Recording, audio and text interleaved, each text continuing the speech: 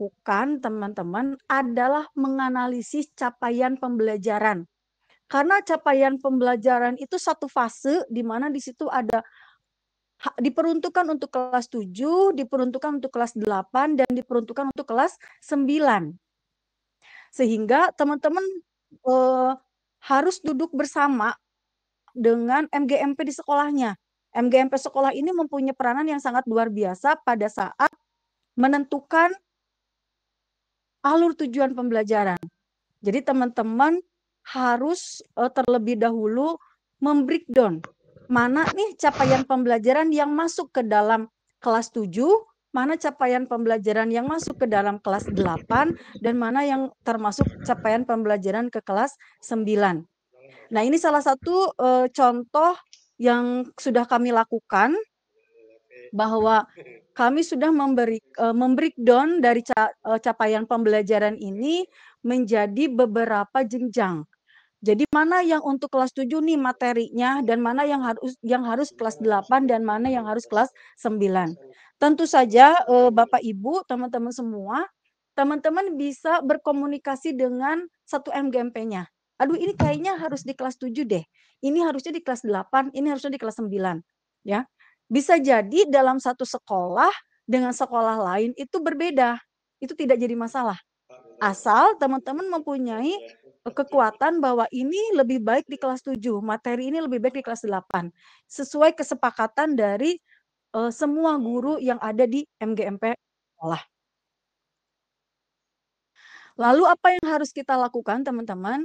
Lepas dari kita sudah membreakdown masing-masing dari capaian pembelajaran ini, teman-teman diminta untuk menyusun tujuan pembelajaran dan alur tujuan pembelajaran.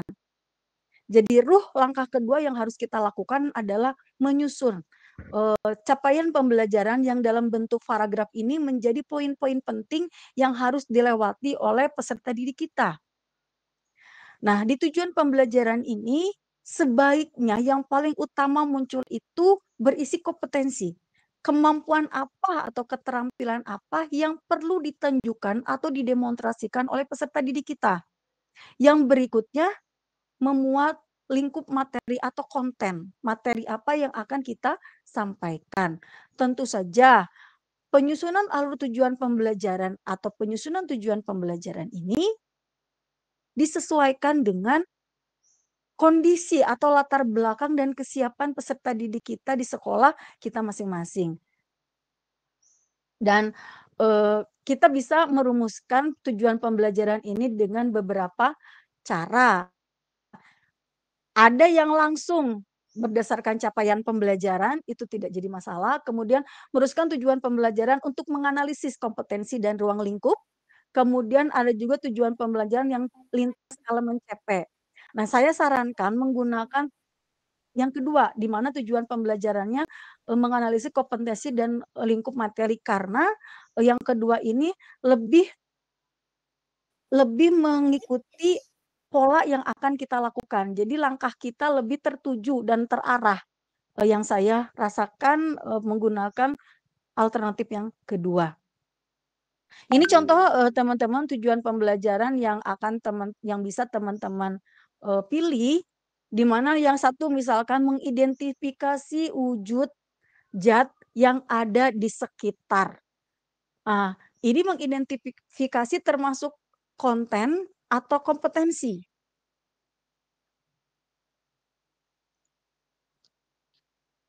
Halo, suara saya terdengar, teman-teman? Jelas, Bu Guru. Jelas. Kelihatan. Karena saya tidak bisa melihat apa. Silakan Ibu dijawab, Bapak Ibu. Siapa yang tahu nih, kira-kira nih menurut teman-teman kalau mengidentifikasi ini termasuk konten apa kompetensi?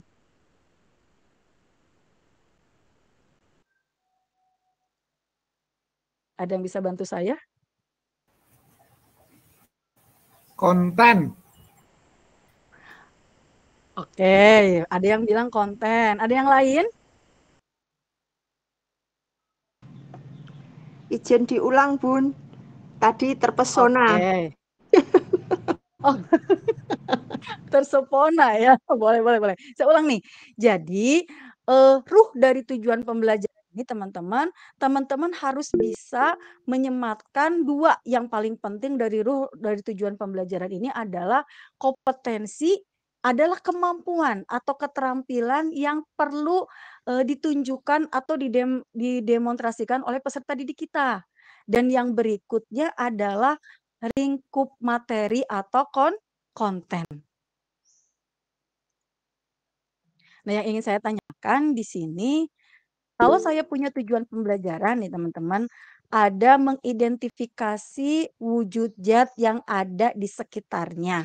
Menurut teman-teman, ini mengidentifikasi ini termasuk konten atau kompetensi, maaf. Konten. Kompetensi, Bun. Kompetensi. Kompetensi. Ya, ya betul. Kompetensi. Identifikasi itu adalah kompetensinya. Berarti wujud yang ada di sekitarnya itu adalah Konten. Oke, sip, sepakat ya. Berarti yang kedua contoh nih, ada menganalisis karakteristik wujud zat berdasarkan hasil pengamatan. Tentu saja menganalisis karakteristiknya termasuk ke dalam kompetensi. Dan ya betul, wujud zat berdasarkan pengamatannya itu masuk ke dalam konten. Oke, terima kasih Bapak Ibu untuk timbal baliknya. Nah, setelah Bapak Ibu semuanya membuat tujuan pembelajaran, Bapak Ibu harus menyusunnya dalam bentuk alur tujuan pembelajaran. Nah, kalau dulu kita kan mengenal ada tujuan pembelajaran setiap bab, ya.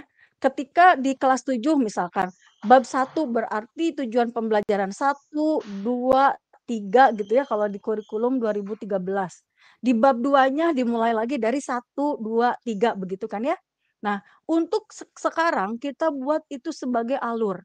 Berarti kalau misalkan saya ngajar di kelas 1, bab 1 itu adalah tujuan pembelajaran 1.1. Bab berikutnya misalkan di bab 1 itu ada 5 tujuan pembelajaran, berarti teman-teman memberi nomornya 1.1, 1.2, 1.3, 1.4, 1.5 misalkan.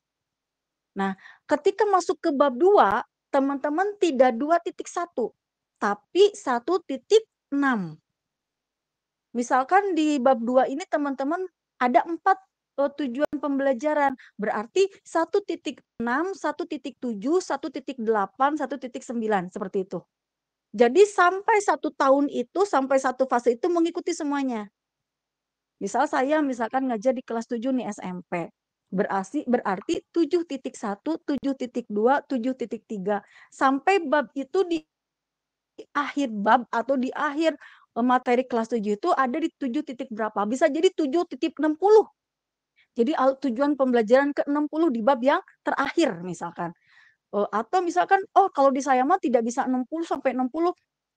Mungkin di teman yang satu, walaupun dalam satu MGMP karena pesertanya berbeda, peserta didik dengan latar belakang yang berbeda, mungkin yang satu, aku mah di bab 1 ini 5 tujuan pembelajarannya, kalau di kelas ini mah 4 juga sudah cukup karena dia sudah mempunyai analisis awalnya sangat bagus. Itu tidak jadi masalah teman-teman. Yang penting yang jadi catatan, capaian pembelajaran itu harus tercapai. Itu ya, sepakat. Berarti kalau kelas 2 sama nih, kayak di bawahnya nih 2.1, 2.2, 2.3 dan seterusnya. Begitu juga kita di kelas 8, berarti 8.1 dan seterusnya. Seperti itu. Nah, setelah kita mengetahui capaian pembelajaran, kita membreakdown capaian pembelajaran menjadi materi-materi yang akan kita berikan di kelas 7, 8, dan 9. Dengan tahapan berikutnya kita menentukan tujuan pembelajaran yang kita susun secara berurut sehingga membentuk alur yang kita sebut dengan alur tujuan pembelajaran. 2 ini adalah modal utama kita dalam menentukan modul ajar. Sebetulnya Bapak Ibu yang hebat dan luar biasa, Keputusan Menteri Nomor 262 ini mengenai tujuan modul ajar. Sebetulnya modul ajar itu hanya merupakan dokumen yang berisi tujuan, langkah, media pembelajaran, dan asesmen yang dibutuhkan dalam satu unit pembelajaran berdasarkan alur tujuan pembelajaran. Intinya sebetulnya ini, dan ini tidak boleh tidak ada, jadi wajib harus ada. Berarti apa? Tujuan pembelajaran harus ada, langkah-langkah pembelajaran harus ada, media yang digunakan juga harus ada. Yang penting juga asesmen, karena asesmen ini akan menyangkut dengan alur tujuan pembelajaran yang akan kita pilih. Ya, yang lain-lainnya sebetulnya katanya lebih rumit atau apa, itu sebetulnya embel-embel atau sesuatu hal yang boleh Bapak Ibu tidak sematkan, hanya untuk yang berdasarkan keputusan menteri ini wajib ada. Nah, bagaimana sih prosedur modul ajar, Bapak Ibu? Sebetulnya berbeda dengan pada dasarnya semuanya yang kita lakukan di kurikulum Merdeka ini atau kurikulum sekolah penggerak ini hampir sama dengan kurikulum 2013 sebetulnya. Bukan sesuatu hal yang baru untuk teman-teman dan bukan sesuatu hal yang beda. Hanya ada pelengkap yang saya rasakan ketika menggunakan kurikulum Merdeka atau kurikulum di sekolah penggerak ini. Kenapa? Karena benar-benar kita melakukan modul ajar ini berdasarkan analisis kebutuhan peserta didik kita. Ini yang berbeda. Sebetulnya di awal dulu kita juga selalu melakukan tes awal sebetulnya. Nah, sekarang kita harus benar-benar bisa menindaklanjuti hasil dari tes awal ini. Kalau dulu ketika teman-teman masuk di sekolah penggerak, mungkin ada sekolah penggerak angkatan pertama bersama saya di frame ini, satu frame dengan saya, itu kita mengalami beberapa kali perubahan. Dari mulai di tes diagnostik, kemudian tes diagnostiknya harus diubah menjadi analisis awal atau tes asesmen awal gitu ya. Karena tes diagnostik ini hanya khusus untuk psikologi ya. Jadi kita tidak bisa menggunakan istilah asesmen diagnostik. Kembali lagi menjadi asesmen awal. Asesmen awal ini adalah modal yang akan kita lakukan sehingga kita bisa mengidentifikasi seperti apa sih kebutuhan peserta didik dan seperti apa juga profil pelajar Pancasila yang mau kita sematkan di situ dari dimensi yang ada di profil pelajar Pancasila. Tentu saja berikutnya kita tentukan tadi tujuan alur tujuan pembelajarannya, kita susun menjadi modul ajar, kemudian pelaksanaan pembelajaran dan evaluasi.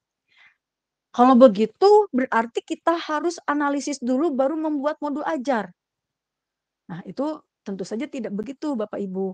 Misalkan saya punya modul ajar nih, untuk satu pembelajaran saya ingin modul ajar ini saya ingin melihat saya ingin melihat bagaimana kreativitas anak dalam menerjemahkan laporan praktikum yang sudah dilakukan. Saya mengambil tes awalnya adalah gaya belajar. Saya bekerja sama dengan BK untuk mempunyai angket mengenai gaya belajar di kelas itu. Dari situ kita bisa mengelompokkan mana nih siswa yang auditori, mana yang visual, mana yang kinestetik. Sehingga kita bisa memberikan laporan praktikumnya berdasarkan gaya belajar mereka. Jadi bukan berarti kita harus tes awal dulu, nunggu tes awal dulu, nyantai-nyantai, baru modul ajar. Ketinggalan, Bu. Jadi modul ajar kita sudah kita siapkan, ramuannya, racikannya sudah kita siapkan. Kita tinggal nanti menentukan, oh untuk yang ini data yang harus aku dapatkan adalah tes diagnostiknya, tes asesmen awalnya dari gaya belajar. Berarti kita buat dulu nih instrumen untuk gaya belajarnya. Setelah itu tujuannya untuk apa? Sehingga kita bisa mengelompokkan anak-anak peserta didik kita berdasarkan kebutuhan awalnya. Mungkin LKS yang diberikannya sama, ya.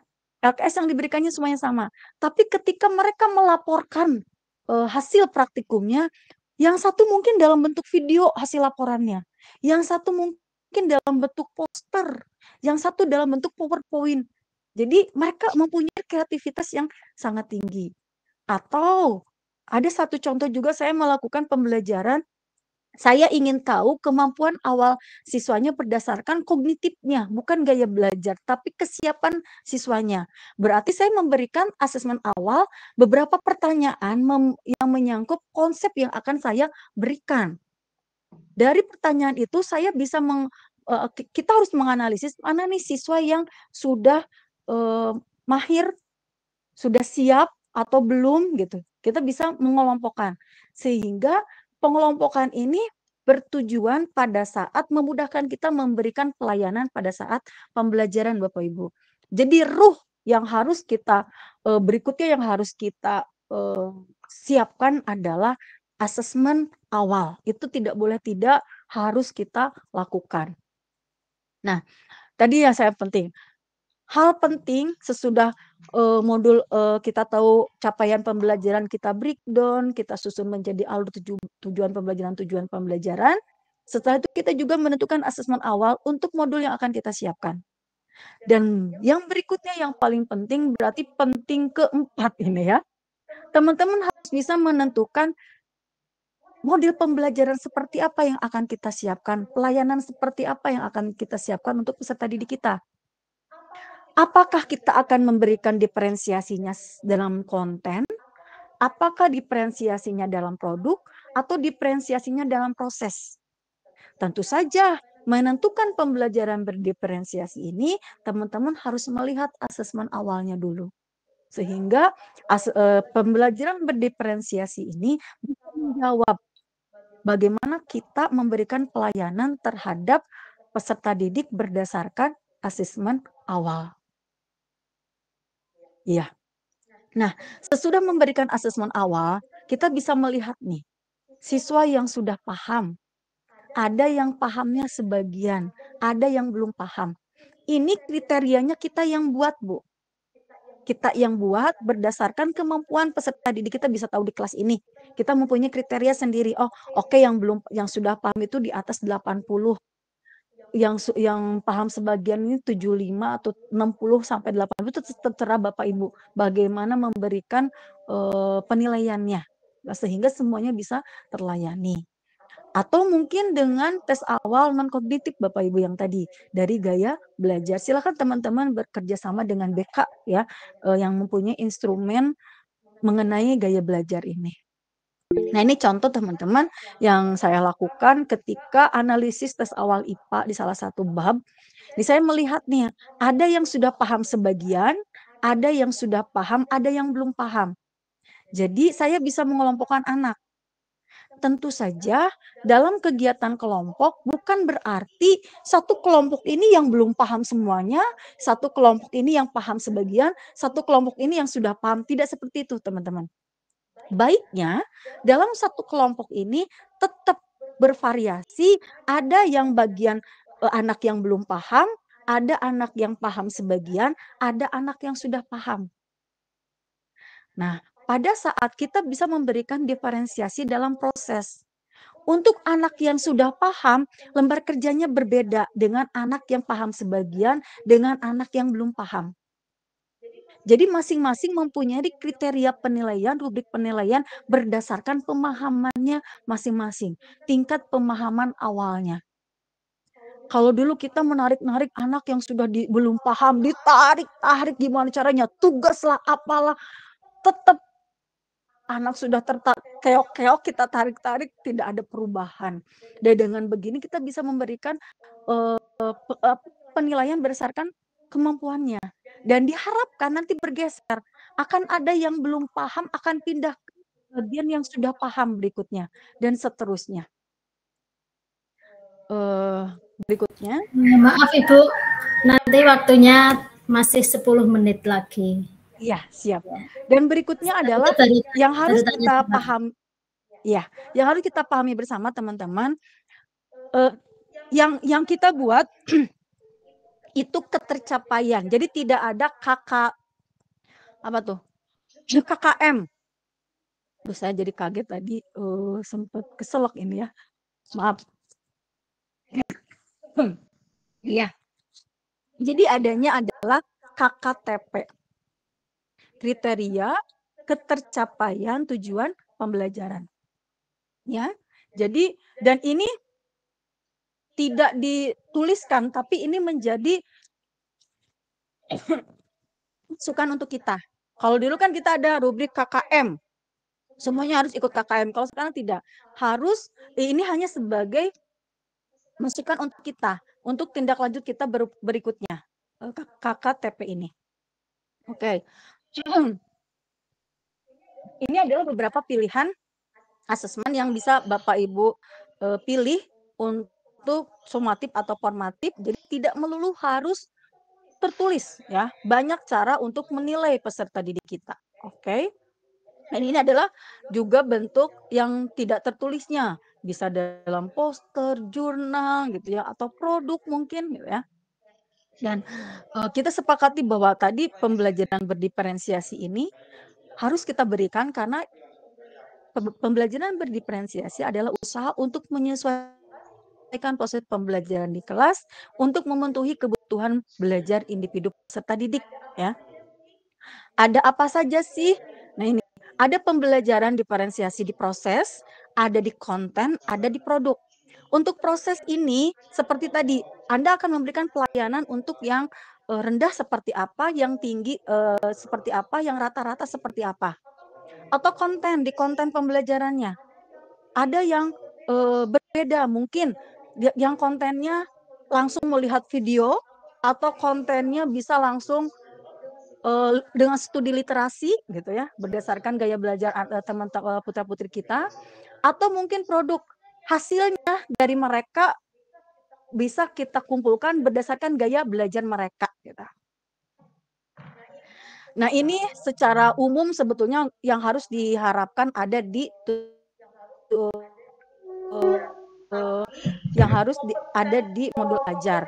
Tapi komponen inti inilah yang menjadi ruhnya sebetulnya. Informasi umum itu masih samalah dengan waktu kita di kurikulum 2013 ya. Hanya ditambahkan dengan lampiran. Tapi yang ruhnya adalah adanya di komponen inti, teman-teman ya. Nah, ini contoh laporan yang diberikan oleh putra-putri kami di sini dalam satu LKS, satu teman ini memberikan dalam bentuk PPT. Nah, di sini ada yang memberikan dalam bentuk video, ini video sebetulnya. Dan ada yang melaporkan dalam bentuk Canva atau poster. Jadi berbeda-beda ya. Dan ini semuanya adalah bentuk pelayanan yang bisa kita berikan kepada peserta didik kita. Mungkin kurang lebihnya ini yang bisa saya sampaikan, teman-teman.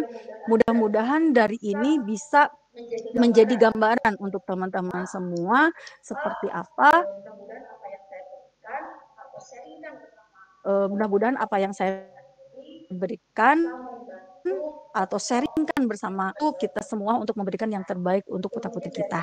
Itu mungkin dari saya cukupkan sampai di sini untuk presentasinya. Terima kasih, saya kembalikan kepada moderator. Assalamualaikum warahmatullahi wabarakatuh. Ya, terima kasih Ibu. Banyak sekali ilmu yang baru yang kami dapatkan. Silakan Bapak Ibu peserta webinar semuanya jika ingin bertanya, kami persilahkan dengan dibuka sesi tanya jawab. Yang pertama 2 pertanyaan dahulu ya. Silakan. Di sini ada yang mengangkat tangan Ibu Endang Sulistiawati. Monggo Ibu, silakan. Halo Ibu Endang.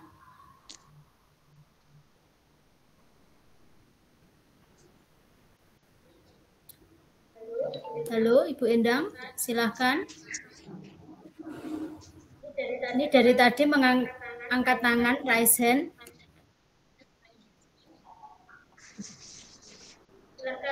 Silakan Ibu. Di sini yang masuk sudah 100 peserta. Monggo dipersilahkan siapa saja yang ingin bertanya, berbagi ilmu.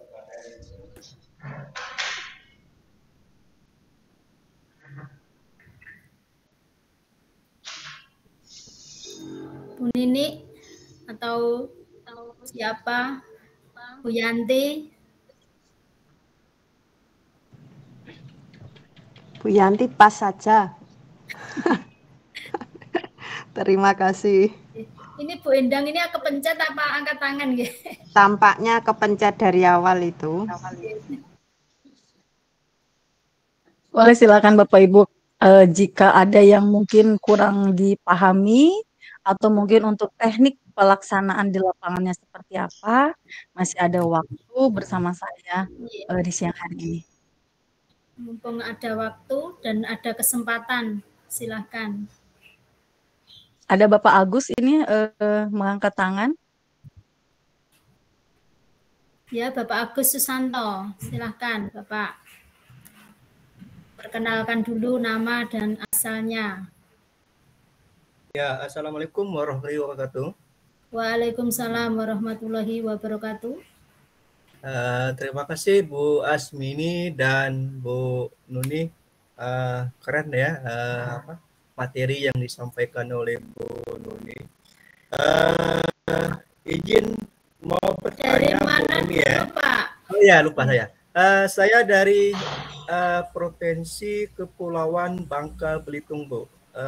Kabupaten Belitung Timur, SMP Negeri 2 Kelapa Kampit.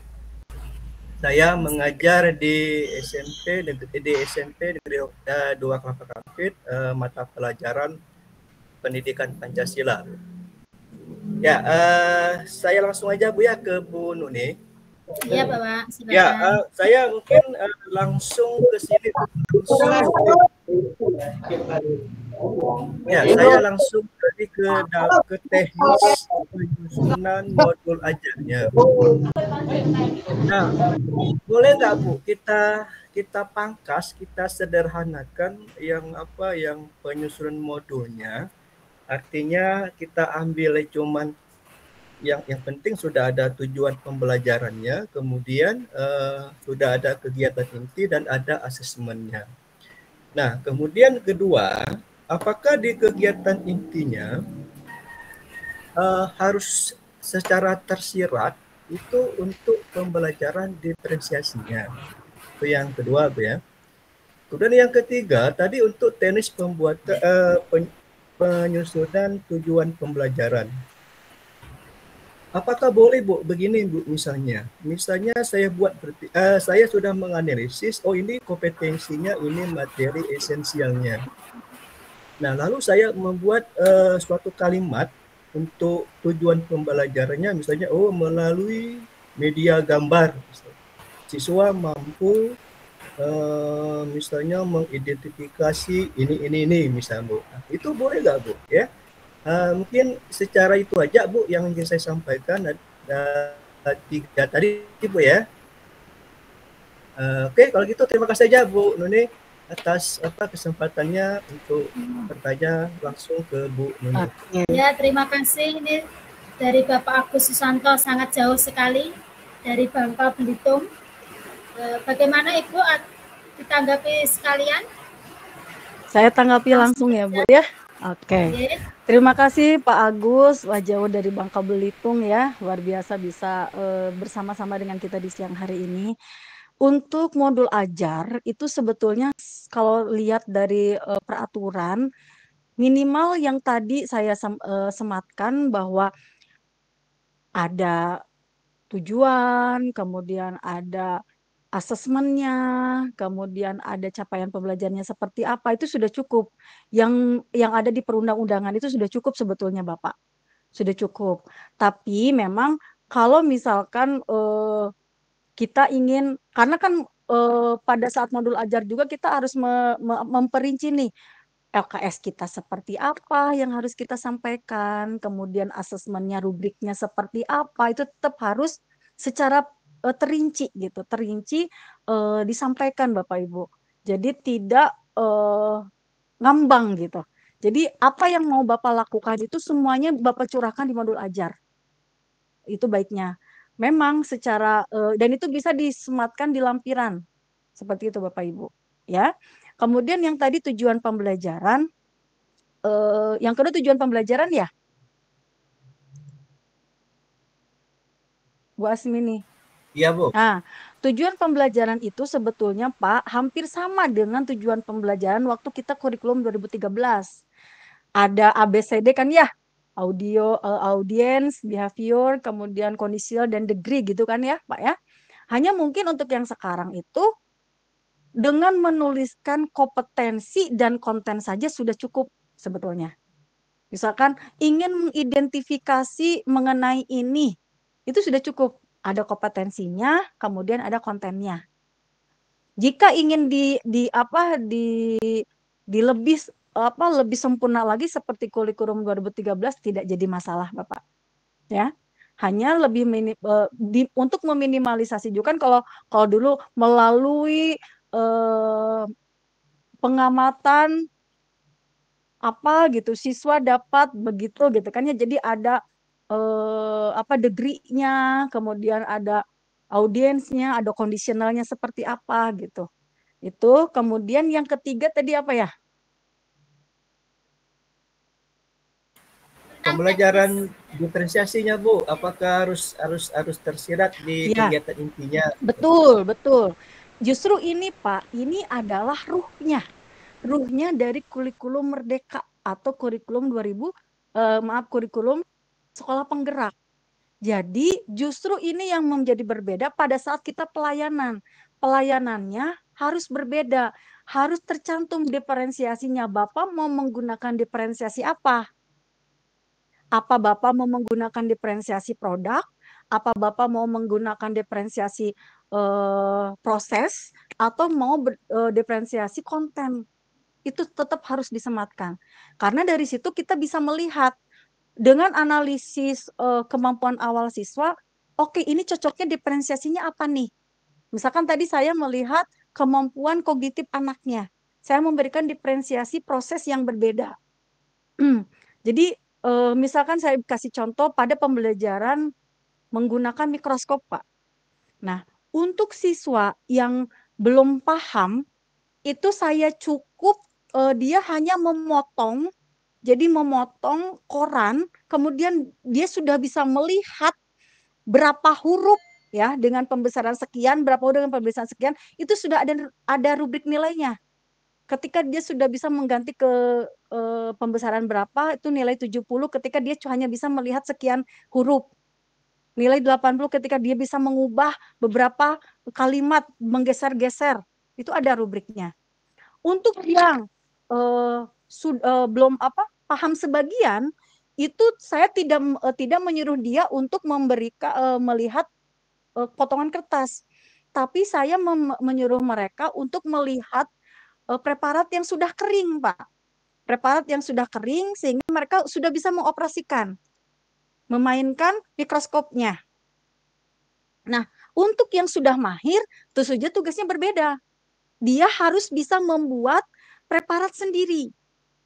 Kontennya sama-sama penggunaan mikroskop, tapi proses yang saya berikan berbeda setiap kebutuhan siswanya. Nah, masing-masing dari ini nanti berembuk lagi dalam satu kelompok. Kamu tugasnya apa? Aku mah cuma melihat ini, lihat laporannya. Jadi anak yang punya keterbatasan pemahaman pun merasa mempunyai andil dalam kelompok. Oke, saya sudah ini hasil laporan saya. Yang sudah paham sebagian, aku laporan saya ketika mengamalkan preparat kering.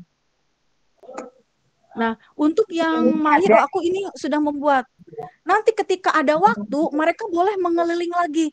Yang, Bu, saya boleh nggak? Misalkan udah selesai nih. Bu, saya boleh nggak melihat preparat kering? Silahkan. Bu, saya bisa nggak membuat preparat basah? Boleh. Tapi si anak ini punya tanggung jawab sendiri-sendiri yang menjadi poin kita pada saat penilaian. Itu mungkin Bapak Agus. Boleh nambah lagi nggak, Bu?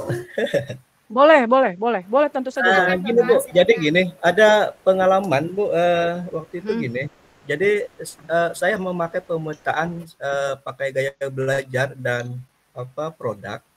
Nah, ketika minggu depannya si anak itu berpindah, Bu. Jadi yang awalnya dari video gaya belajarnya itu berpindah ke kinestetik. Tapi bagi saya tidak masalah karena saya sudah mempersiapkan tiga gaya tadi sesuai pemetaan tadi. Jadi mereka saya persilakan memang dia mau pindah ke estetik.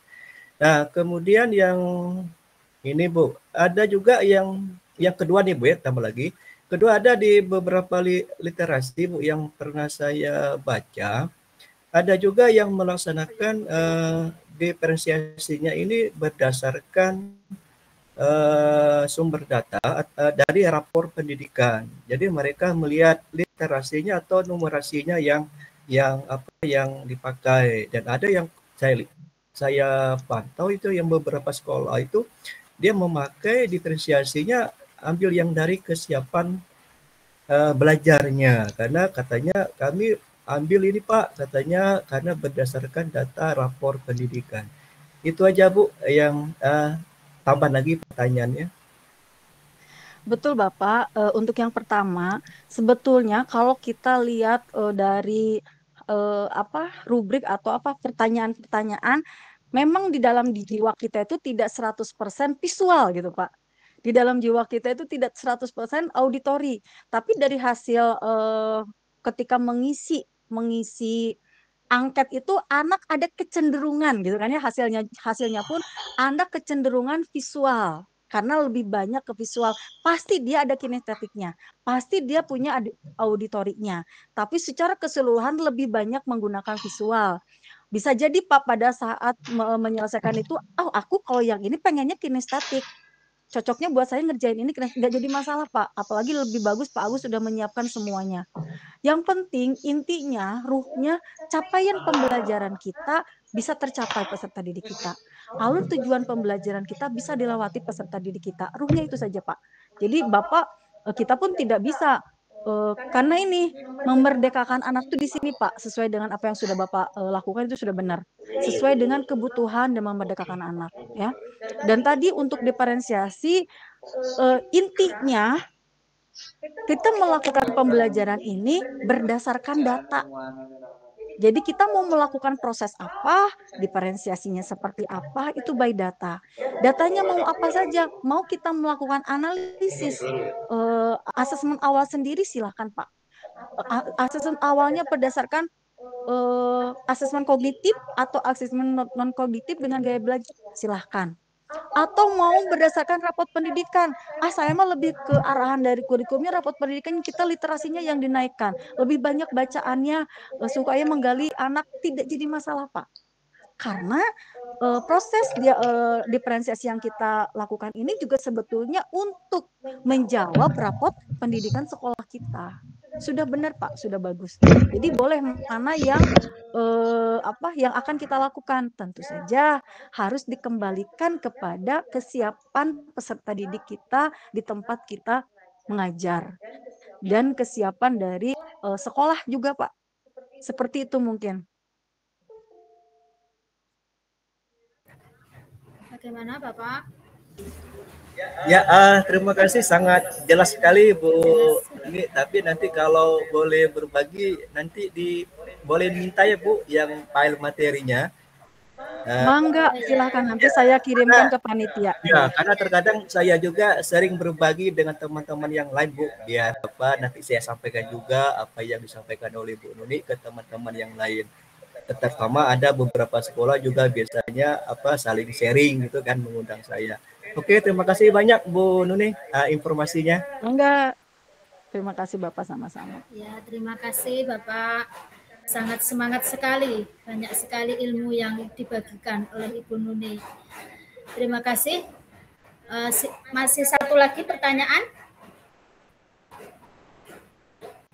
Masih boleh dibuka? Ibu. Ya. Satu lagi saja. Bagaimana? Masih semangat Bapak Ibu? Semangat. Masih. Ibu Sri Mulyanti, silakan. Yang tersepona tadi. Iya, terima kasih Ibu. Ini saja memperkuat keyakinan saya saja bahwa ternyata diferensiasi itu ternyata boleh ini ya. Selama ini pemahamannya kan karena scaffolding itu harus diberikan pada yang belum bisa itu dijadikan satu, terus guru di situ duduk mendampingi memberikan scaffolding. Berarti selama ini pemahamannya masih kurang benar ya. Berarti boleh dicampur, hanya saja LK-nya yang berbeda. Berarti kalau bahasa yang dulu indikatornya anak yang dibedakan sesuai kemampuan. Ngaten nggih Bu Nuni nggih. Terima kasih. Betul Ibu. Jadi kalau begitu kita merasa tidak adil Bu kalau kita memberikan hanya mengoper yang lemah-lemah, yang tengah-tengah, yang sudah mahir gitu. Justru ini kesempatan di profil pelajar Pancasila ini bagaimana mereka berkolaborasi, bagaimana mereka bekerja sama, itu juga harus benar-benar dimunculkan. Kita yang harus memunculkan itu karakter itu di pembelajaran kita. Jadi bagaimana si anak yang rendah ini tidak merasa terkucilkan, dan kita pun tidak menyebutkan Bu, oh si kamu tugasnya ini karena kamu nilainya rendah ya, kamu ini karena kamu enggak Bu. Jadi mereka merasa punya tugas dari Bu Nuni, saya tugasnya ini. Jadi misalkan kelompok ini ada berlima, satu kelompok 3 orangnya misalkan 2 orangnya rendah, yang 2-nya rata-rata, yang satunya tinggi. Jadi mereka nggak tahu mereka tuh udah di posisi mana. Kamu misalkan Adam sama David, kamu kerjain ini. Ada 3 LKS yang saya berikan. Tapi itu adalah LKS kelompok. Jadi nanti masing-masing itu laporannya 3. Sehingga mereka berkolaborasi memberikan informasi. Si yang belum paham tetap berkolaborasi, yang tinggi tetap berkolaborasi. Seperti itu Bu. Jadi tidak membeda-bedakan, tidak disebutkan, jangan disebutkan bahwa kamu di rendah ya, kamu di tinggi ya, enggak. Kalau begitu, kalau Ibu mengelompokkan ini rendah-rendah itu terlihat sekali Bu. Oh aku beda, aku emang begini, aku emang begitu. Kita usahakan tidak seperti itu. Siap. Karena kan pemahaman kita selama ini itu karena apa? Ada angket kesiapan belajar, ada asesmen diagnostik sebelumnya itu. Lah dari situ kan kelihatan apa yang dari modul kita equalizer itu loh. Nah, berarti kan ini ada tambahan pemahaman baru. Semoga bisa segera meluruskan pemahaman dan mempraktekkan yang baik. Terima kasih Bu Nuni. Terima kasih Bu Yanti. Baik Bapak Ibu, bagaimana? Apakah sudah puas? Bu Asmini, kalau ditanya Sudah puas saya. Kalau ditanya sudah puas, saya kaget nih Bu As. Saya takutnya jadi alat pemuas ini. Ya. Banyak sekali ilmu yang baru yang kita terima Ibu. Bapak Ibu semangat sekali ini. Sayang sekali ini waktunya sudah habis, jadi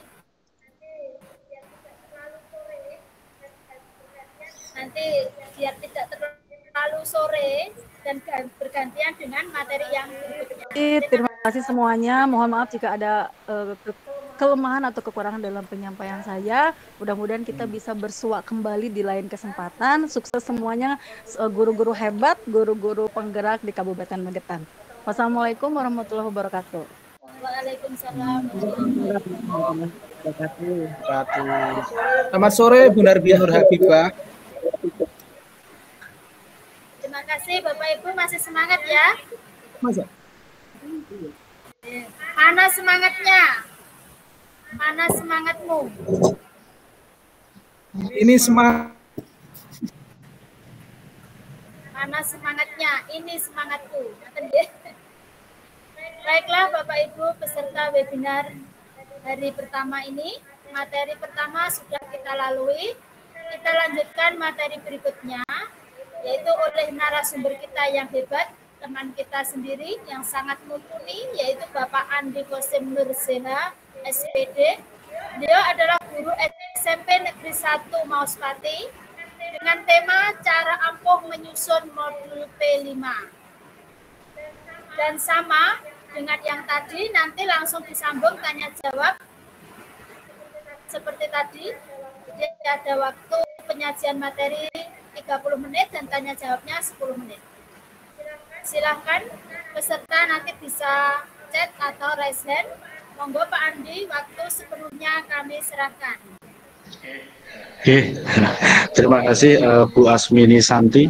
Assalamualaikum warahmatullahi wabarakatuh. Waalaikumsalam warahmatullahi wabarakatuh. Waalaikumsalam warahmatullahi wabarakatuh. Kepada yang terhormat Kepala Dinas Pendidikan, Kepemudaan dan Olahraga Kabupaten Magetan atau yang mewakili, kepada Ibu Nuni Nur Habibah, narasumber BPGB Jawa Barat, ya. Kemudian kepada panitia komunitas guru penggerak yang ada di Kabupaten Magetan dan semua rekan-rekan guru penggerak ataupun guru Bapak Ibu guru hebat yang meluangkan waktunya untuk mengikuti web series seminar web series yang diadakan oleh komunitas guru penggerak Kabupaten Magetan. Bapak Ibu, perlu panjenengan perhatikan sebentar, ya. Karena di sini sebetulnya saya itu bukan seorang narasumber yang hebat begitu, ya. Seperti yang dikatakan Bu Asmini Santi tadi. Saya merupakan seorang guru ataupun pengajar biasa yang mungkin ingin membagikan praktik baik. Apa yang telah saya lakukan, apa yang telah saya lakukan bersama teman-teman di sekolah terkait dengan pelaksanaan P5. Oke, Bapak Ibu, perkenalkan mungkin bagi beberapa teman ini sudah kenal dengan saya, tapi tidak buruk juga apabila saya memperkenalkan diri. Nama saya Andi Kosmoseha. Ya, saya adalah guru bahasa Jawa SMP Negeri 1 Mauspati. Di dalam judul web series kita itu adalah cara ampuh menyusun modul B5 begitu, nggih. Nah, itu saya kira terlalu berat bagi saya untuk menyampaikan bagaimana sih cara ampuh menyusun modul B5 itu. Namun ini nanti akan saya bagikan praktik-praktik yang telah saya lakukan bersama rekan-rekan guru di sekolah saya begitu. Bapak Ibu, kita langsung saja untuk mempersingkat waktu, nggih. Yang pertama perlu dipahami yaitu konsep dasar mengenai proyek penguatan profil pelajar Pancasila. Nah, proyek penguatan profil pelajar Pancasila. Di sini ada dua hal yang saya garis bawahi, yaitu kata proyek dan penguatan profil pelajar Pancasila. Kata proyek ini sebetulnya, kalau menurut kami, ya, ini sebetulnya adalah bentuk dari model pembelajaran yang akan dilaksanakan, yaitu project based learning. Karena project based learning itu adalah model pembelajaran yang menjadikan peserta didik sebagai subjek atau pusat dari pembelajaran. Ini selaras dengan program pendidikan oleh Kementerian Pendidikan. Jadi pembelajaran pada kurikulum Merdeka ini adalah berpusat pada murid. Kemudian pada project based learning atau PBL ini menitik beratkan pada proses pembelajaran. Jadi ini saya garis bawahi, saya tebalkan bahwa titik beratnya adalah proses pembelajaran. Kemudian yang memiliki hasil akhir berupa produk. Nah, mungkin bagi beberapa Bapak Ibu guru, produk itu bisa diartikan dalam bentuk barang atau wujud nyata ataupun aksi begitu. Dan nanti kita lihat seperti apa. Kemudian penguatan profil pelajar Pancasila. Jadi profil pelajar Pancasila ini kok diberi kata penguatan, berarti kan sudah ada dalam diri kita masing-masing, dalam diri anak masing-masing. Kemudian di dalam proses pembelajarannya kita kuatkan, kita tebalkan apa yang sudah ada itu. Sehingga profil pelajar Pancasila yang terdiri dari 6 dimensi, yaitu beriman, bertakwa, dan berakhlak mulia, yang kedua adalah mandiri, kemudian bergotong royong, berkepentingan global, dan bernalar kritis dan kreatif. Ini kita kuatkan melalui pembelajaran berbasis project gitu nggih. Ini konsep dasar yang harus sama-sama kita pahami bersama, karena di awal kita itu kan pemahamannya tentang P5 proyek penguatan profil pelajar Pancasila itu adalah menghasilkan sebuah produk. Ya, pokoknya anak harus menghasilkan produk. Nah, sebetulnya ketika anak menghasilkan produk itu ada tahap-tahapannya, tidak langsung ujuk-ujuk anak menghasilkan produk. Seperti mungkin Bapak Ibu guru seni atau Bapak Ibu guru yang lain pernah kan membuat sebuah pembelajaran di mana anak menghasilkan produk. Gitu. Nah, ketika kita tidak memperhatikan tahap-tahapnya atau proses-prosesnya dalam anak menghasilkan produk, itu sama saja, itu kita mendidik anak seperti robot begitu, nggih. Jadi kalau menurut saya seperti itu, makanya proses di dalam pembelajaran itu sangatlah penting sekali, harus kita perhatikan, nggih.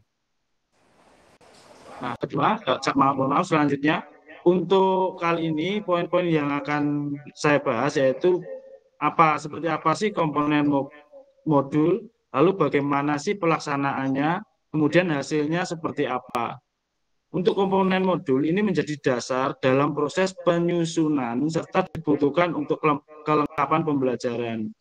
Kemudian untuk pelaksanaan ini hal-hal terkait teknis ya, teknis pelaksanaan P5 mulai dari bagaimana alurnya, pembentukan tim pelaksanya bagaimana, terus pembagian kelompok anak bagaimana, jadwal pembelajaran di kelas itu seperti apa, dan lain-lain sebagainya. Kemudian hasil. Nah, ini akan saya bagikan mungkin hasil kegiatan dokumentasi kegiatan dari P5 yang telah kami lakukan gitu gitu. Nah, yang pertama yaitu komponen modul. Bapak Ibu, sebetulnya mengenai panduan P5 itu sudah di share di laman kementerian gitu. Jadi di situ ada panduan penguatan profil pelajar Pancasila, makanya panjenengan bisa mendownloadnya sendiri. Ya. Jadi judulnya panduan penguatan proyek profil pelajar Pancasila. Ini terbitan tahun 2002. Kemudian buku yang kedua yaitu dimensi elemen subelemen profil pelajar Pancasila. Nah, dua e-book ini harus panjenengan punyai dulu untuk bahan bacaan atau bahan referensi. Nah, di situ juga dimuat apa saja sih komponen modul P5 itu. Yang pertama adalah profil modul. Profil modul ini terdiri dari tema dan topik atau judul modul, kemudian fase atau jenjang sasaran. Kebetulan saya adalah pengajar SMP, maka nanti akan saya berikan contoh untuk fase D. Kemudian durasi kegiatan.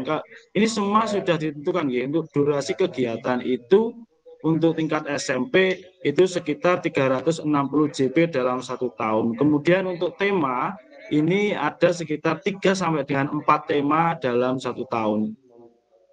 Kemudian tujuan dari modul itu yang berisi tentang pemetaan dimensi elemen subelemen profil pelajar Pancasila yang menjadi tujuan proyek profil. Kemudian rubrik pencapaian berisi rumusan kompetensi sesuai dengan fase peserta D untuk pendidikan dasar tema.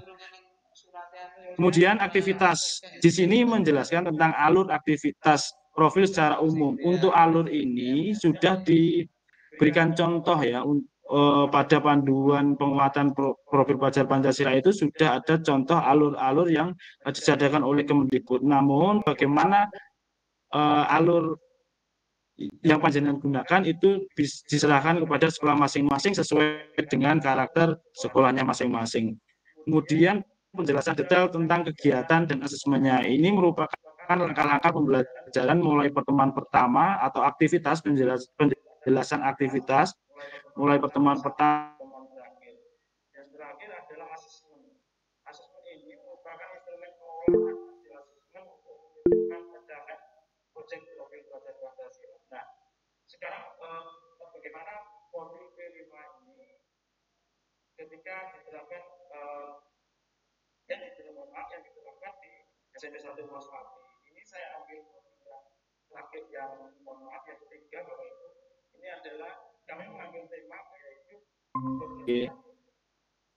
Temanya gaya hidup berkelanjutan. Kemudian topiknya tanpa sampah sekolahku indah. Ini awalnya kami mengadakan rapat untuk membuat sebuah topik. Tapi pada saat berjalannya modul ini diubah Bapak Ibu. Ini kalau tanpa sampah sekolahku indah ini sangat berat sekali ternyata.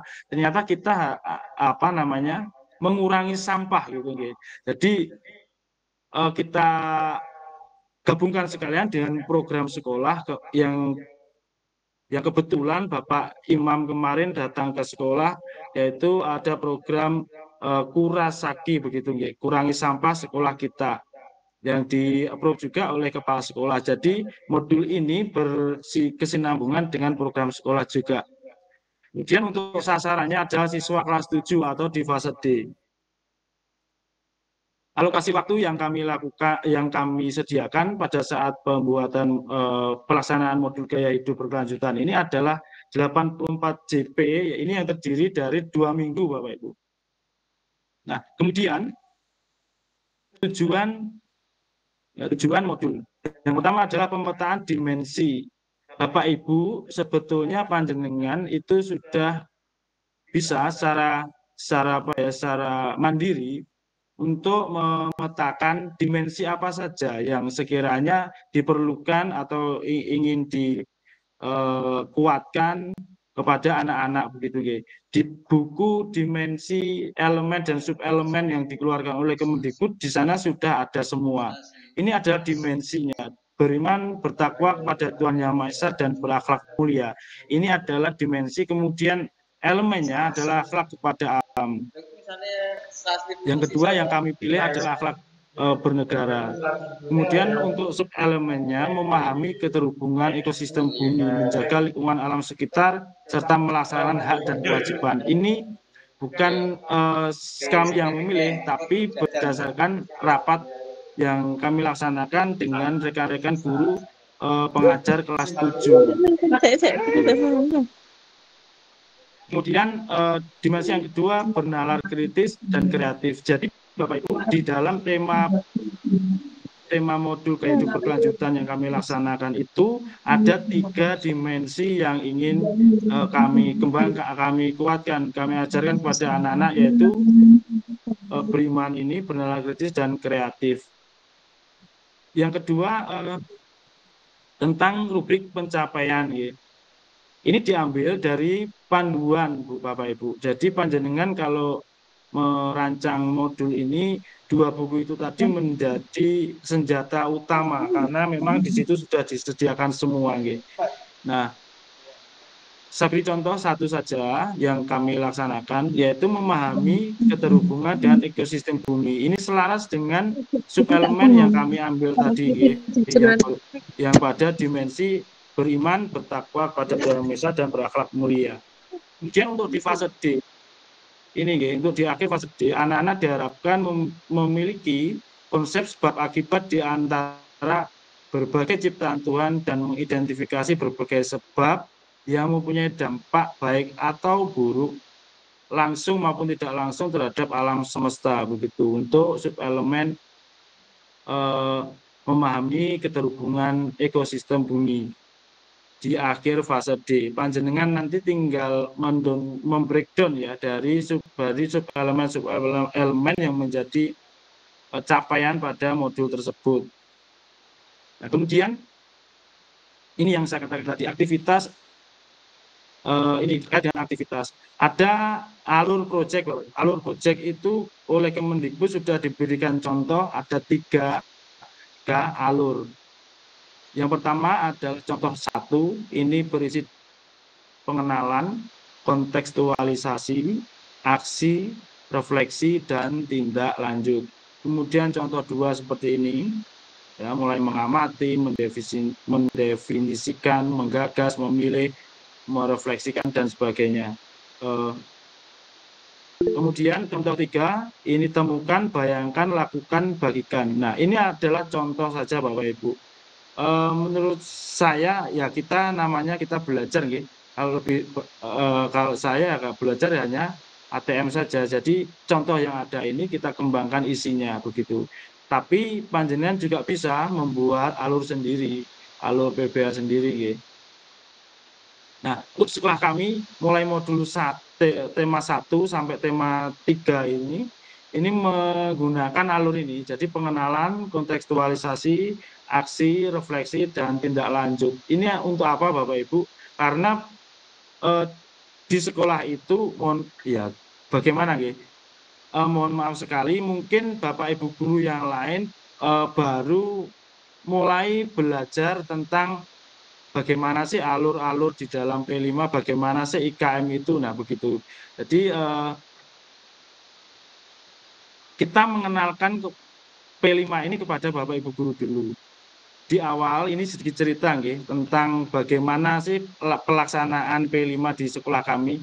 Untuk tema 1 itu Bapak Ibu kami mengambil kewirausahaan. Di situ kami di sekolah kan juga sebagai kurikulum. Kami totalitas membimbing hari ini kegiatannya anak-anak ini, hari besok kegiatannya anak-anak ini. Padahal di situ sudah ada modulnya. Jadi ya enggak apa-apa, yang namanya untuk sebuah pemahaman yang utuh kan memang butuh proses yang panjang. Di modul 2 juga seperti itu. Namun ada beberapa Bapak Ibu guru yang sudah mungkin membaca modulnya alurnya seperti ini.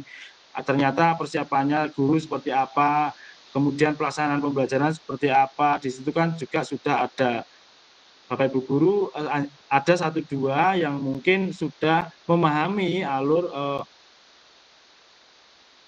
kegiatan di P5 yang kami laksanakan. Nah, alhamdulillah pada tema ketiga yaitu gaya hidup berkelanjutan, saya bisa mengatakan 95% Bapak Ibu guru paham tentang alurnya. Jadi kenapa kok ada alur ini? Ini mungkin alur PBL, Project Based Learning. Jadi pengenalan anak-anak itu dalam pengenalan aktivitasnya apa saja, di dalam kontekstualisasi aktivitasnya apa saja, dalam aksi dan aktivitasnya apa saja dan sebagainya. Jadi baru di tema ketiga ini rekan-rekan guru di sekolah kami itu mulai paham, ternyata begini toh P5 itu. Di awal-awal juga sama, saya kira juga sama, Bapak Ibu guru fokus terhadap produk. Jadi ujung-ujung ada produk akhir. Baru 3 hari dilaksanakan P5, tiba-tiba sudah jadi produk begitu. Nah, padahal waktunya kita menggunakan sistem blok, kita ambil 2 minggu. Padahal di awal itu kita merencanakan 2 minggu lebih Bapak Ibu. Jadi tiba-tiba di minggu pertama sudah jadi produk. Pada waktu itu kan kewirausahaan, produknya anak-anak sudah membuat emping lah. Dari mana empingnya itu? Loh, terus mau diapakan empingnya itu? Lah bagaimana wirausahanya yang bertanggung jawab itu? Jadi itu terlepas. Tapi saya pikir enggak apa-apa, yang namanya proses ya. Kita harus dengan sabar untuk menggali bersama-sama, mencari yang terbaik bersama-sama gitu. Nah, di aktivitas yang kedua adalah tahap kegiatan. Ini yang kami lakukan Bapak Ibu, alur atau tahapan dalam proyek gaya hidup berkelanjutan. Di tahap pengenalan ada 4 aktivitas. Yang pertama identifikasi potensi, hambatan, dan kekhawatiran, harapan dan solusi, sampai kepada refleksi awal begitu. Ini kita ambil, kita tidak membuat sendiri Bapak Ibu. Ini kita juga ATM dari modul-modul yang sudah disediakan oleh kementerian begitu. Kemudian pada kontekstualisasi, nah ini ada kunjungan ke tempat daur ulang sampah atau tempat pembuangan akhir. Kemarin kita bekerja sama dengan Dinas Lingkungan Hidup Bapak Ibu. Jadi anak-anak itu satu sekolah, ya semua kelas 7 itu kami bawa ke TPA begitu di Milangasri itu. Itu sangat seru sekali dan sangat berkesan sekali bagi anak-anak gitu. Jadi anak-anak tahu di situ ada tumpukan sampah asalnya dari mana, dan kebetulan DLH sendiri sudah menyiapkan guide. Jadi guyonannya saya dengan anak-anak itu gini, kita itu rekreasi ditemani oleh guide, tapi guide-nya itu menjelaskan tentang pengelolaan sampah gitu. Tapi anak-anak enjoy, asik. Jadi kita seharian penuh di situ kita mempelajari tentang sampah datang pertama kali itu diapakan. Ternyata anak-anak juga banyak yang belum tahu. Kemudian sampai di akhir itu sampah diapakan. Asalnya sampah dari mana saja itu di situ dijelaskan semua oleh guide-guide dari Dinas Lingkungan Hidup, Bapak Ibu. Sebetulnya Dinas Lingkungan Hidup itu juga menunggu sekolah-sekolah dari Magetan itu untuk bahasa mereka itu studi banding begitu, nggih. Tapi kalau kita kan enggak, kita kan kunjungan begitu. Ternyata saat sekolah di Magetan itu hanya SMP 1 yang mengunjungi itu. Mungkin saya salah informasi, nanti bisa panjenengan koreksi, nggih. Pernyataan dari Dela kemarin ya SMP Negeri 1 Maspati ini SMP yang mengunjungi TPA begitu. Jadi anak-anak itu akhirnya di sekolah itu mereka itu ada beberapa anak yang mungkin belum semua karena ini kita kan masih juga proses dan anak-anak itu sudah istilahnya menyiapkan kelasnya. Itu ada anak yang tiba-tiba kelasnya itu mereka melepas alas kaki begitu. Jadi anak-anak kelas di situ lucu gitu. Dalam oh ya, siap. Oke, selanjutnya ini tahap aksi, kemudian refleksi dan tindak lanjut. Seperti ini Bapak Ibu aktivitas yang ada di modul kami. Ini contoh aktivitas Bapak Ibu. Jadi pertama identifikasi potensi hambatan tadi. Nah ini tujuannya apa? Panjenengan nanti bisa berdiskusi dengan rekan-rekan guru kelas 7 untuk P5 ini. Kemudian kegiatan guru itu apa? Nah, ini ada persiapan, ada pelaksanaan. Kemudian alat bahannya apa yang dibutuhkan? Peran guru di situ sebagai apa? Durasinya berapa? Tugas peserta didik apa? Produk hasilnya apa? Begitu ya. Nanti dalam aktivitas ini sudah dijelaskan. Kira-kira kalau saya sebagai guru saya membaca ini insya Allah sudah bisa memfasilitasi anak untuk belajar gitu ya. Nah ini yang kita lakukan Bapak Ibu pada asesmen. Pada ini nanti yang dinilai adalah capaian subelemen gitu. Di dalam subelemen pahami keterhubungan ekosistem bumi ini pada fase ini akhirnya adalah seperti ini. Nah rubrik di sini yang ada dalam panduan dimensi elemen dan subelemen yang dikeluarkan oleh kementerian itu di akhir fase D ini merupakan kategori berkembang Bapak Ibu. Ya, ini dalam perancangan rubrik utama proyek rumusan kompetensi yang sesuai dengan fase peserta didik dimasukkan dalam kategori berkembang sesuai harapan. Nah, akhir fase ini kan ini adalah harapannya anak di akhir fase ini memahami ini. Kemudian untuk rumusan fase sebelumnya dimasukkan kategori mulai dan sedang berkembang. Sementara rumusan fase setelahnya dimasukkan ke dalam kategori sangat berkembang. Dan ini jelas dituangkan dalam buku panduan tersebut. Maka jadinya penilaiannya seperti ini Bapak Ibu.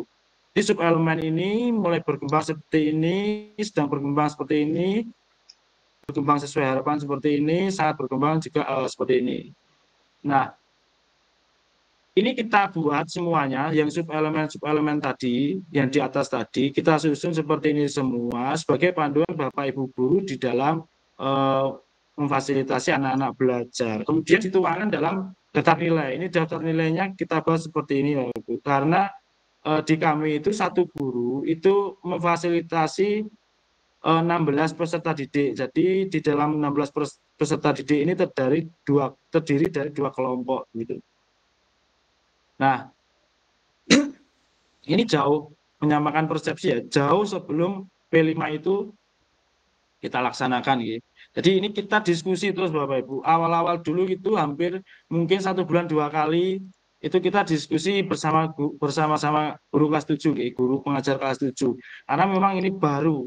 Dan kita juga sama-sama tidak tahu. Jadi dalam diskusi tersebut ada sebuah kesepakatan ini seperti ini. Mulai dari tema itu dilaksanakan berapa apa saja ini sudah kita rancang sejak dulu. Namun di dalam pelaksanaannya selalu kita perbaiki Bapak Ibu. Jadi ini ada tema yang berubah di tengah jalan. Ya saya kira enggak masalah karena kita memang baru belajar begitu nggih. Terus kita menggunakan sistem blok. Ini ternyata sistem blok itu lebih banyak kelebihannya Bapak Ibu nggih. Ketika kita berada di tema-tema yang membutuhkan aktivitas di luar kelas yang sangat banyak. Ini sistem blok ini sangat bagus sekali. Tapi monggo disesuaikan dengan sekolah masing-masing. Nah, ini yang paling penting. Menyamakan pemahaman bahwa tidak ada guru matpel. Yang ada adalah guru pendamping atau fasilitator. Kadang-kadang kita kan terjebak di dalam pembelajaran tematis ya. Dalam P5 itu kita terjebak pembelajaran tematis ya. Jadi kalau kewirausahaan yang bertanggung jawab guru IPS begitu nggih. Padahal bukan seperti itu. Jadi semua guru pengajar kelas 7 diberikan jam yang sama, hak yang sama untuk membimbing anak-anak. Jadi pusatnya adalah anak-anak, bukan jam mengajar guru. Seharusnya saya bahasa daerah mengajar 24 jam, jadi saya seminggu harus 24 jam. Enggak seperti itu. Jadi rekan-rekan guru ini barulah di semester 2 ini, tema ketiga ini baru rekan-rekan guru akhirnya, oh begitu toh pola pengajarnya. Jadi ya seorang guru bersama temannya yang lain berada di satu kelas mengajar selama 42 jam selama 1 minggu begitu yang kita terapkan. Alhamdulillah secara mayoritas berjalan dengan baik juga. Dan ini dilaksanakan secara tim teaching. Jadi di kelas itu Bapak Ibu guru melakukan tim teaching. Ini juga dilaksanakan moving class selama 2 hari sekali. Terus tertuang dalam jadwal pelaksanaan. Jadi ini sangat apa ya? Bagus sekali mungkin diterapkan di sekolah panjenengan. Nah ini seperti ini Bapak. Pertama kita membuat SK Team seperti ini, kemudian di-downgrade lagi bagaimana guru pendampingnya, satu guru mendampingi 2 kelompok, satu kelompok terdiri dari 8 anak. Jadi 7A misalnya, ini saya bagi 2 kelompok. Kelompok ini berdasarkan asesmen di awal. Dulu kita pernah mengajak kerjasama BK, itu melakukan asesmen. Ternyata itu asesmen diagnosis non-kognitif Bapak Ibu yang dilakukan oleh BK di awal-awal pertemuan itu, menghadirkan orang tua juga itu. Nah setelah itu kita jadwal moving class-nya, setiap 2 hari sekali kita sepakat moving class. Kelas 7A itu ruang teorinya 7A berisi 7A kelompok 1 dan 7A kelompok 7A kelompok 2. Kemudian di hari Rabu ruang teori 7A ini diisi oleh 7A1 dan 7I2 begitu. Jadi anak-anak bisa berkolaborasi dengan teman di kelas yang lain begitu. Pertama anak-anak melakukan ini malu-malu Bapak Ibu. Tapi ketika 2 putaran, 3 putaran anak-anak enjoy ternyata. Mereka bisa mengenal siswa yang ada di kelas yang lain. Nah, seperti itu Bapak Ibu, ini jadwalnya. Nah, kemudian ini dokumentasi ya. Pembelajaran di kelas ini. Kemudian ini di TPA, kunjungan TPA ini semua anak kelas 7 nggih. Kita di TPA Milang Asri begitu. Kemudian aksi di sekolah dan di lingkungan sekitar begitu nggih. Ini di sekitar lingkungan sekolah, tempat wisata yang sangat membutuhkan perhatian khusus dalam hal kebersihan. Karena ini tempat wisata, kita ajak anak-anak ke sana. Dan ini di lingkungan sekolah juga di halaman depan. Nah ini hasil karya siswa, ada buku, anak-anak membuat buku juga. Terus ini yang pameran kemarin. Kemudian beberapa produk-produk dari pot ini yang dihasilkan oleh anak-anak. Nah ini keadaan yang dihasilkan Bapak Ibu. Di sekolah kami akhirnya anak-anak membawa tumbler. Kemudian kita tidak ada tempat sampah. Kemudian di kantin itu juga meminimalisasi plastik. Bahkan plastik ini menjadi larangan ya. Begitu. Nah, saya kira itu yang dapat saya sampaikan Bapak Ibu. Terima kasih. Apabila banyak kurangnya, saya mohon maaf yang sebesar-besarnya. Baiklah, Assalamualaikum warahmatullahi wabarakatuh. Waktu kami kembalikan kepada moderator. Ya, terima kasih Pak Andi. Monggo Bapak Ibu guru yang hebat, silahkan. Ini ada Dian Anis Susanti. Ini kayaknya Pak Bambang ya. Silakan. Siap Bu Asmini. Terima kasih Bu Asmini atas Oke. waktunya. Selamat siang Mas Andi Kosim. Luar biasa pemaparan materi yang luar biasa Selamat menginspirasi siang. teman-teman. Dan tentunya ini menginspirasi saya yang berada di lingkup sekolah dasar Mas Andi. Ini bisa menjadi cermin, bisa menjadi acuan kami yang ada di sekolah dasar, minimal bisa meniru dalam arti teknis kegiatannya. Mohon izin Mas Andi, nanti materinya dapat di-share ke kami sebagai referensi kami untuk menyeimbangkan P5 kami. Seperti ini contoh yang sudah jadi produk dari SMP 1 punyanya Mas Andi. Terima kasih Mas Andi atas paparannya yang luar biasa, sangat menginspirasi kami. Yang kami harapkan materinya Mas Andi nanti di-share. Matur suwun. Pak Gian Anis, saya kira tidak apa-apa, tidak masalah. Kita nanti akan share materinya, bagaimana pelaksanaannya, monggo panjenengan sesuaikan dengan sekolah panjenengan begitu. Siap Mas Andi. Hanya itu Pak Bambang.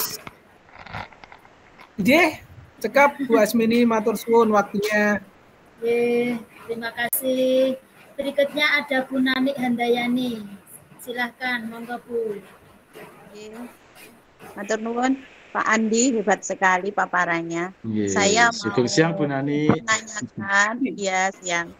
Saya mau menanyakan untuk asesmennya tadi kan ada kriteria mulai berkembang sesuai dengan harapan dan sangat berkembang untuk P5. Nah, apakah itu nanti penilaian itu kan di raport P5 setiap anak sendiri-sendiri begitu ya Bapak ya? Begitu, sendiri-sendiri Bu. Nah, apakah mungkin dalam satu kelompok itu nanti ada anak yang mulai berkembang atau ada anak yang berkembang sesuai harapan dan ada anak yang sangat berkembang, itu diidentifikasi secara sendiri-sendiri begitu? Apakah itu pukul rata kalau mereka bekerja secara kelompok semuanya giat, kita ini anak ini masuk di berkembang sesuai harapan, atau bagaimana cara menilainya itu Bapak?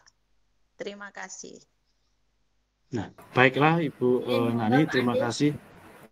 Luar biasa sekali pertanyaannya mengenai asesmen di dalam P5, proyek P5 ini. Nah, memang betul Bu Nani, apa yang panjenengan katakan, ketika fase D, di akhir fase D itu anak diharapkan memiliki kecakapan seperti yang tertulis dalam panduan. Sedangkan pada pelaksanaannya mungkin saja ada beberapa anak yang mungkin di bawah ketercapaian itu. Nah, itu sebetulnya secara idealnya harus diulang kembali Bapak Ibu. Jadi anak harus diberi intervensi sebetulnya untuk idealnya. Akan tetapi di dalam pelaksanaan P5 untuk penilaiannya kita kan tidak serta-merta penilaian secara individu, ada penilaian kelompok juga. Mungkin ada rubrik penilaian tentang refleksi. Jadi anak itu ketika mereka mampu untuk mengoptimalkan kompetensinya sesuai kompetensinya masing-masing di dalam melaksanakan P5 itu, maka ya sudah sepantasnya anak itu dapat mencapai itu. Mungkin itu dari saya Bu Ani. Memang saya juga masih perlu menggali lebih dalam lagi mengenai bagaimana sih asesmen yang dilaksanakan, yang istilahnya yang benar-benar konkret begitu dilaksanakan untuk P5 ini, karena P5 ini kita kan menguatkan karakter, jadi asesmennya kan enggak kuantitatif, memang lebih kepada asesmen kualitatif begitu Bu Nani. Terima kasih. Mungkin teman-teman ada yang ingin menambahkan atau ini umpan balik Bapak. Kalau di SMP 3 Parang itu kan P5 gaya hidup berkelanjutan bergeraknya kan di pengembangan lahan sempit dan polybag untuk penanaman sayuran. Nah, mereka itu di kelompok-kelompokkan, mereka serentak bergerak, kemudian serentak hasilnya dinikmati. Nah, di dalam kelompok itu memang ketika Gebyar P5 itu kan kita ada ini semacam master chef gitu untuk memetik hasil dari kegiatan dari mulai media sampai memasak itu ya ada beberapa anak yang dalam keterampilannya itu memang ada yang kurang, ada yang berkembang dengan baik, ada yang mendominasi kan begitu. Nah, di situ kalau kita amati ya ternyata ada anak yang bandel, justru mereka berprakarsa penuh dalam memasak. Nah, itu malah muncul kemudian keterampilan-keterampilan yang di di kehidupan materi di kelas itu rendah untuk pengetahuan di kelasnya rendah, justru keterampilannya itu bisa ditampakkan di situ. Ada yang seperti itu. Nah, ada juga yang memang ya di rendah ya di situ tetap tidak berprakarsa.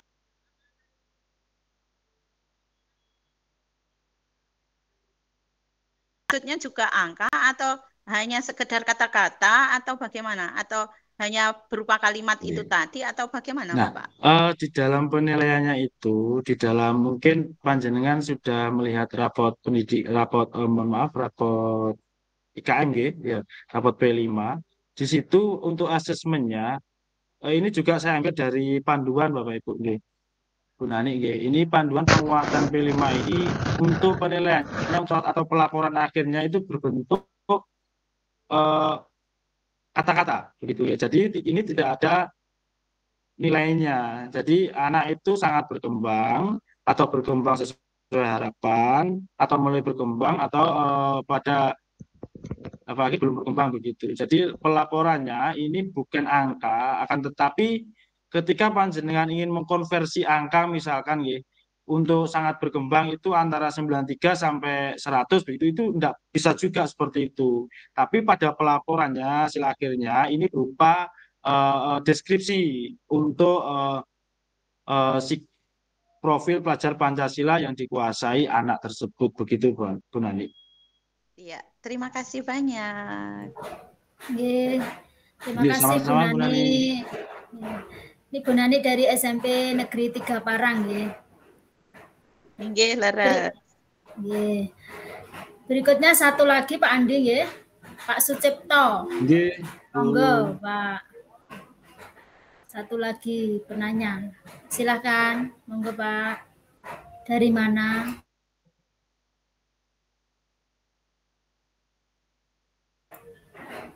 Mana? Pak Sucipto. Kepencet mungkin Bu. Oh. Monggo Bapak Ibu, satu lagi, silakan. Mungkin memberikan kritik dan saran, monggo. Memberikan masukan juga boleh. Ya, memberikan masukan. Demi baiknya.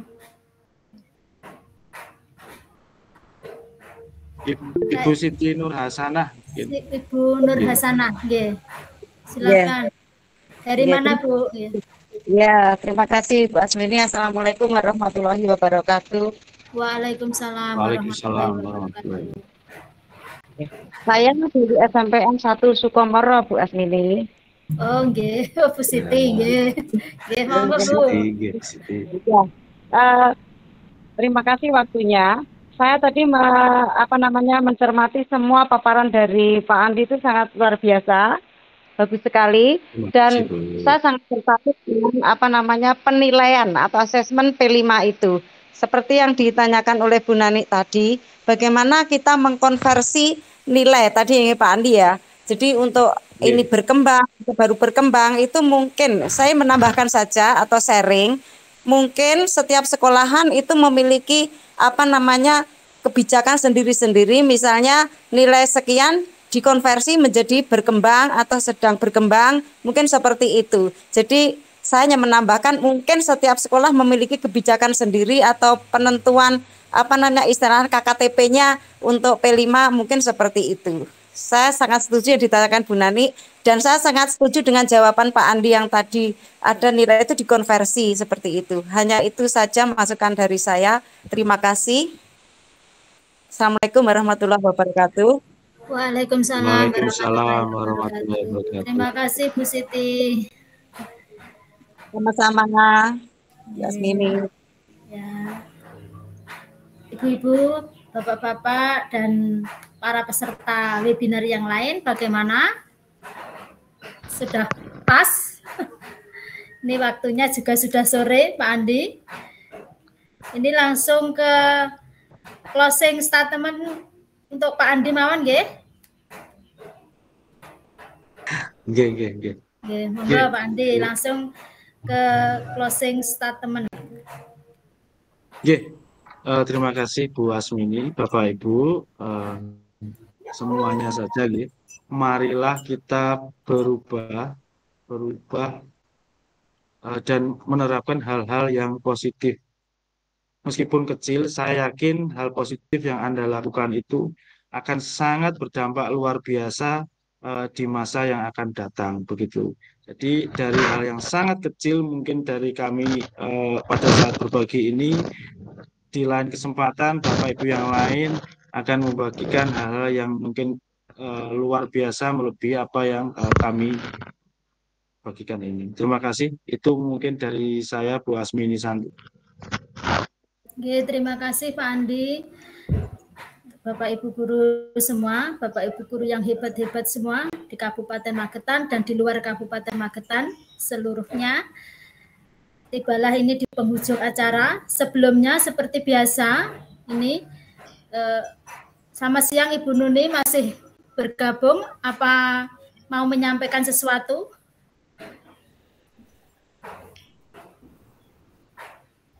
Sudah ya Ibu? Pripun? Gimana Bu? Maaf lagi Zoom dengan kegiatan berikutnya. Oke, ya. Sudah cukup Bu enggak ya? Sudah. Terima kasih. Biasa di akhir waktu Bapak Ibu silahkan dibuka videonya masing-masing, kita foto bersama. Pak Pardi siap? Pak Pardi atau Pak Andi? Kameranya. Belum siap Bu. Mungkin sebelum itu nanti juga jangan lupa mengisi presensi untuk sertifikat nggih. Iya. Sampun Mas Andi. Sampun Pak. Sudah masuk ke email. Monggo Pak Pardi, monggo. Keren. Malah sertifikatnya langsung jadi loh Pak. Dari narasumber. Alhamdulillah. Mohon untuk diisi link umpan balik yang diberikan Bu Nuni, mohon untuk diisi nggih. Saya share di chat. Nggih, kita bersama Bapak Ibu nggih. Nggih. Silakan Pak. Pak Pardi yang mengambil. Mas Andi. Oh Mas Andi nggih. Silakan. Oh nggih. Ini yang lainnya ini pripun Pak menampilkannya? Ya kita geser aja. Pakai HP gak kelihatan semua Bapak. Oke, 1, 2, 3. Sip. Langsung saya kirim ya. Satu kali lagi Pak. Selanjutnya bagaimana ini Pak yang sebelahnya? Nggak bisa ini dilihat semua. Lampu mati Pak sini. Oke, pun. Ya, terima kasih. Bu Siti, kenapa Bu? Kepencet ya Mbak. Kepencet itu. Oh, nggih. Bu Siti senenganipun mencet-mencet. Terima kasih Bapak Ibu peserta webinar. Tibalah kita di penghujung acara. Semoga ilmu yang kita dapatkan hari ini dapat bermanfaat dan dapat kita terapkan pada anak didik kita dengan baik, penuh keikhlasan dan kesabaran, dan senantiasa dapat ridho dari Allah SWT. Saya selaku moderator mengucapkan banyak terima kasih kepada semua pihak, para narasumber, dan para panitia, serta para Bapak Ibu guru semua, dapat meluangkan waktunya untuk berbagi praktek baik dan kita akan selalu bersinergi menyambut baik dengan kegiatan ini dengan Dipura Kabupaten Magetan.